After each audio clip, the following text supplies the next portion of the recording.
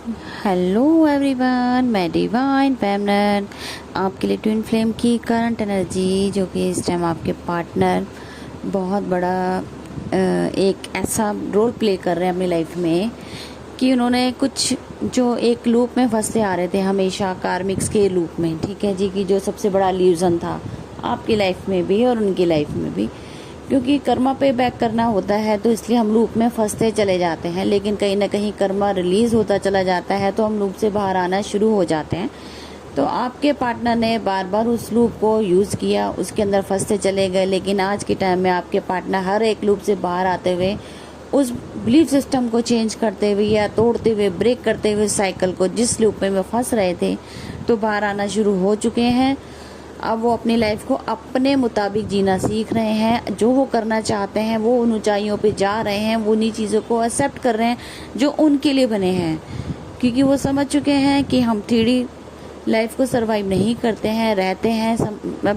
हाँ, रिस्पॉन्सिबिलिटीज़ होती हैं जिनकी वजह से हम फंसते चले जाते हैं। वो इतने अच्छे तरीके से इस चीज़ को समझ चुके हैं कि अब उस लूप को तोड़ते हुए बाहर आ गए हैं 5D लेवल पर, स्पिरिचुअलिटी की तरफ, डिवाइन की तरफ, हायर सेल्फ को अपनाते हुए आगे आपकी तरफ डीएफ बढ़ रहे हैं।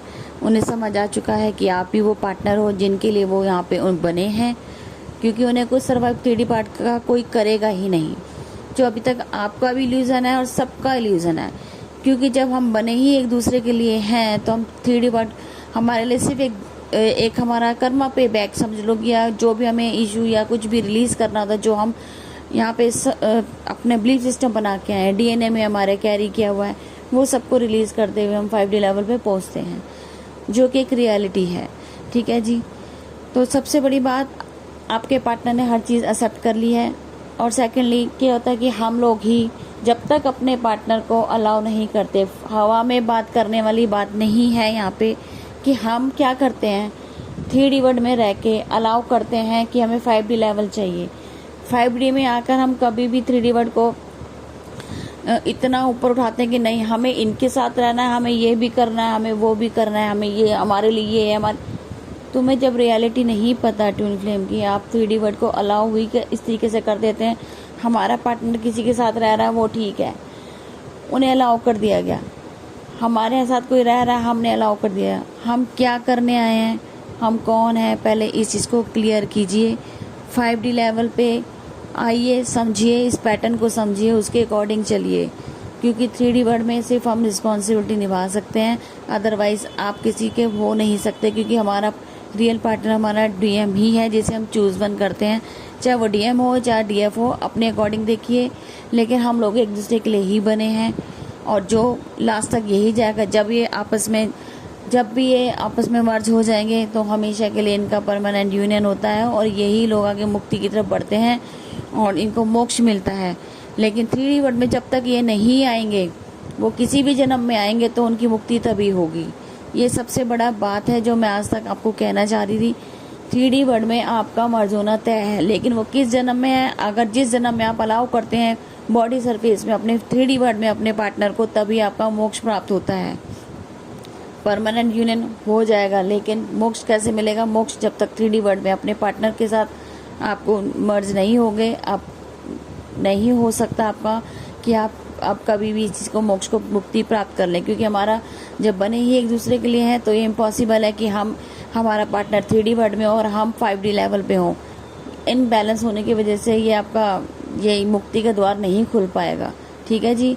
तो इसीलिए अलाउ कीजिए 3D वर्ड में भी 5D में भी, क्योंकि आपके हाथ में है कि आप क्या करना चाहते हैं। इसी जन्म मुक्ति पाना चाहते हैं कि जन्मों जन्म तक, क्योंकि ये बार बार साइकिल रिपीट होती है।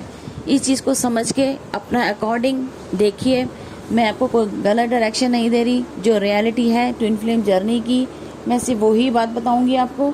बाकी आपकी इच्छा है कि आप क्या अलाउ करते हैं। और बार बार आप जब ये बात कहते हैं ना कि हमारा पार्टनर नहीं आ रहा है, तो कहीं ना कहीं आपने अपने पार्टनर को अलाउ ही 3D वर्ड के लिए कर दिया है।